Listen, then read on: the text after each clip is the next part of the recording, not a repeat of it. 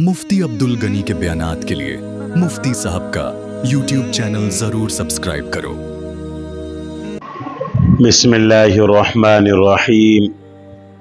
दर्स का उन्वान है इस्तिखारा करना नेक बख्ती की अलामत निशानी है।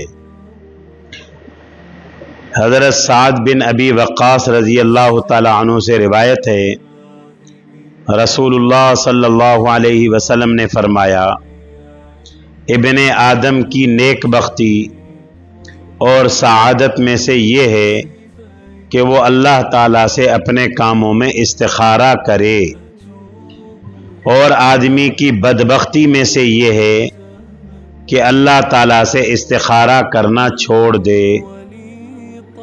मुस्तदरक हदीस नंबर 1903।